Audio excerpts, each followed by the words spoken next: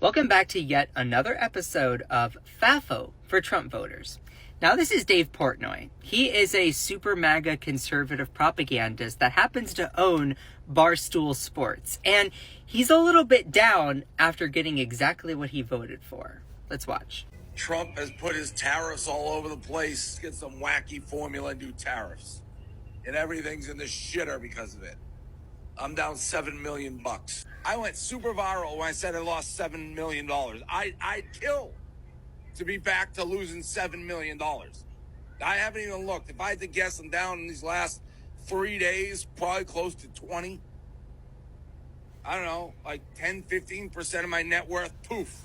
But I'm still here. That's the game. That's what I'm in. Like, do I like it? No. Am I crying? Am I like, oh, woe is me, I wish I voted for Kamala? No. Do I wish this didn't go down like this? Yes. Am I in this to make money? Yes. Do I wish I had that money back in my investment portfolio? Yes. I mean, dude, yeah, you sound very woe is me. Because you're the one that brought it up. Oh, wait, wasn't this you recently? Every once in a while, I get so fed up with politics, I got to do a rant and just let steam off. I try not to, but I've hit the boiling point. And it's the gaslighting that the left is doing with Kamala Harris, making it sound like she's some great, groundbreaking candidate. She is the worst candidate to ever run for president ever. There's two people voting in this election. Either you're voting for Donald Trump, you like Donald Trump, or you hate Donald Trump and you're voting against him. Democrats gave us no choice. That was the worst campaign, and their pure arrogance and their moral superiority have driven people away. If you say you're voting for Trump, suddenly you're a Nazi, you're Hitler, you're garbage. Enough. Like, yeah, I'm sure there's racists in the party, just like there's crazy people and assholes and racists in the Democratic Party, all right? And dude, you might want to look in the mirror on that one, sweetie, because this is something that someone in your personal circle said.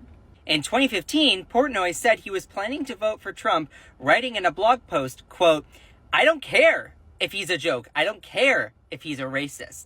I don't care if he's sexist. I don't care about any of it. I hope that he stays in the race, and I hope that he wins." Why? Because I like the fact that he's making these politicians squirm. Don't look in a mirror, dude, because you might not like what you see.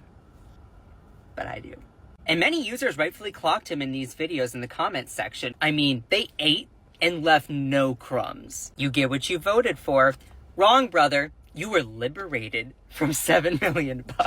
You're the one that backed him. You said he's a businessman. He'll be great. Kamala literally told you all of this would happen. Republicans destroy the economy every time they're in office, and the Democrats inherit a mess and then have to clean it up. And the cycle goes over and over again. Dude bankrupted a casino. Did you know that? He is definitely crying. Ego is super thin. If losing $20 million doesn't make you regret not voting for Kamala Harris, then he needs to lose more.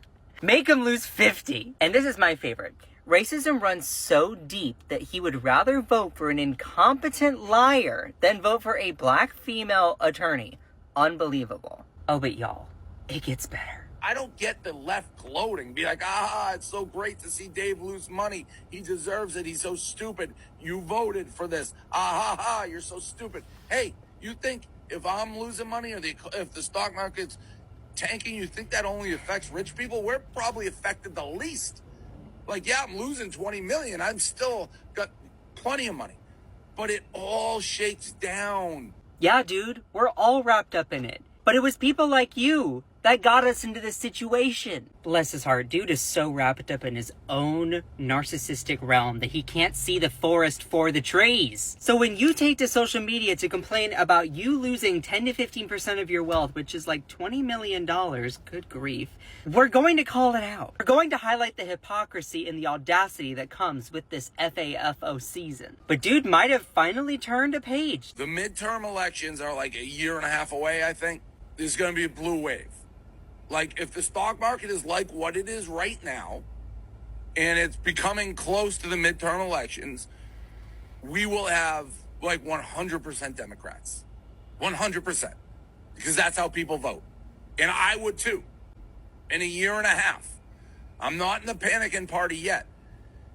But if this tariff thing just is a total disaster, and we're a year and a half away from this thing, and stock market hasn't rebounded, and this trade war is a debacle, and inflation, everything's going to be in the shitter because of it, because of the tariffs. If that's the case in a year and a half, it's all Democrat. Now, there are 3 parts of his behavior that I want to point out, and relates to this comment that I saw on here. This is the mindset that causes many fathers to financially ruin their families. They would rather keep their pride than admit that they made a bad financial decision. Am I crying? Am I like, oh, woe is me, I wish I voted for Kamala? No.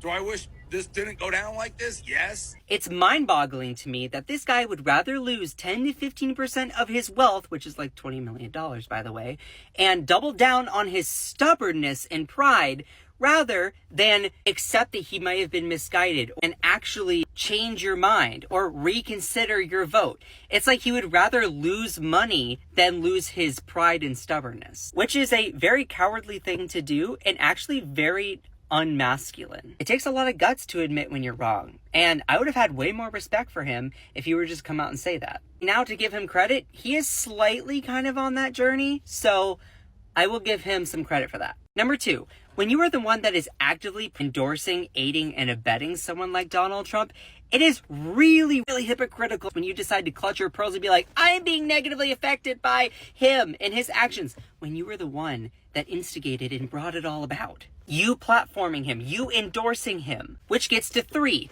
When people call you out on that hypocrisy, you can't be like, oh, the left is gloating at me. We are attempting to make you think critically about your hypocritical actions. You can't double down on your cognitive dissonance when all of a sudden you start to face this information. You got to at least look it right in the eye and confront it. So in conclusion, am I sad he's lost a whole bunch of money? No. Do I empathize for him that he is struggling with this kind of stuff? Sure, I'm a human. But also, in order to move forward and progress, you have to take accountability and atone for your actions and how you contributed to this current situation. I'm not going to give you my left kidney when you are the one that partially led us into this predicament.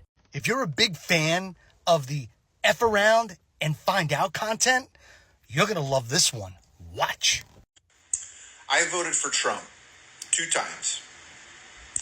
And I probably will vote for him a 3rd time. I will vote for him a 3rd time. I am a small business owner who is completely getting rocked by the import taxes, the tariffs. I went from a 2.5% import tax to 28.5%. That is absurd. It is ridiculous. It is crippling my business. I am barely surviving for the past 8 years. Was hoping that the current administration, since they greatly disapproved of increasing the tax from overseas, was going to do away with them, but they have not. What happened? Did your vote to hurt other people backfire and now hurt you? And you want us to feel bad for you? Come on now. Your vote, you deliberately set out to hurt other people that you find beneath you. You, my friend, like to punch down. And on top of it all, you said that you would vote for him a 3rd time. A 3rd time, which is against the Constitution. But hey, you people think you can just do whatever you want. Let me explain the definition of insanity to you. It's doing the same thing over and over again and expecting a different result. I'm sure we've all heard that. And I'm sure you've heard that too. But yet, you continue to vote Republican. I don't know, man. I personally don't feel bad for you, and I'm pretty sure my followers aren't going to feel bad for you either. You have a day. I love a good FAFO moment, and boy, did this MAGA supporter have one. Vincent Scardina, a small business owner who has a roofing company in Key West, voted for Donald Trump this year. And then on May 27th, I swooped in and abducted 6 of his workers, a 1/3 of his workforce. He lamented about how difficult it is to hire new people in a small community unlike a big city. He said sometimes it even takes years to train them. He also shared a story of another person in the community who lost 9 out of his 10 landscaping employees basically putting him out of business. All of the abducted employees of his were from Nicaragua, and they had valid work permits and no criminal records. Scardina even got emotional during the interview, saying that he considers many of these people his friends and has gotten to know their families. Talk about being out of touch with reality. Needless to say, he says he has some buyer's remorse. Even with all the devastation that this big, beautiful Project 2025 bill is going to cause now that it's passed, we can't expect the people who we have been waiting for this find out moment, because they've been fucking around, to actually happen. This isn't to say that they won't suffer, because yeah, they're gonna, like, suffering's gonna knock on their door and say, hey, I'm here to live with you for the foreseeable future. And they will suffer just like all of us, but here's the thing, it's going to turn them into martyrs, because they will murder themselves. They are going to see this suffering and this find out phase as, well, we did what we had to do. We hate people so much and we fear them so much that we will sacrifice ourselves and we will suffer on behalf of the greater good. It's worth it to just suffer on behalf of our white supremacist, eugenics-based 2025, Project 2025 strategy. Let's do it. Let's do it. And they will. This is going to be a pipeline to Project 2025 MAGA martyring. You heard it here first, folks. Let's be so for real. People are willing to sacrifice themselves and endure pain and suffering just to continue inflicting it on the people they hate and fear. It's fucked up, but it's how we got here, and we can't pretend like we don't know what's going on. That's it. People are literally willing to martyr themselves because of their hate. Trump's MAGA base is comprised of willfully ignorant, devoted martyrs whose cause is cruelty.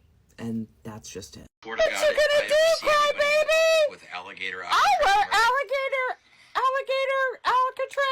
if I want to. And what you gonna do, baby? I'm gonna tell you FA and FO.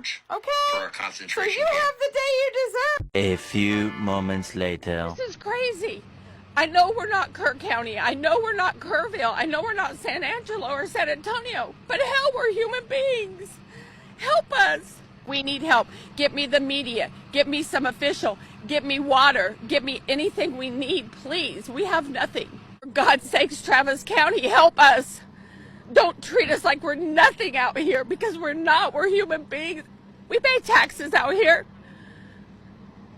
Don't treat us like this. I'm going to tell you FA and FO.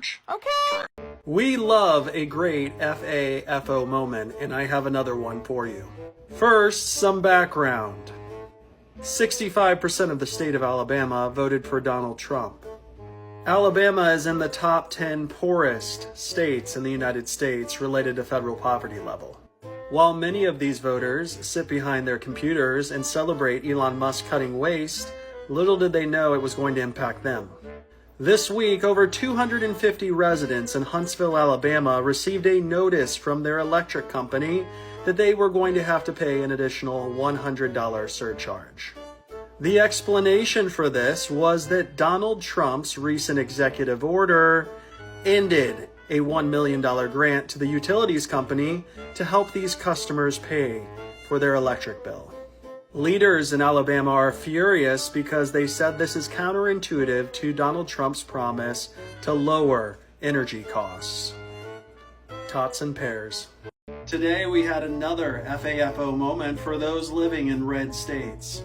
2 weeks ago, a U.S. District Federal Judge ordered the Trump administration to rehire employees in about 18 federal agencies.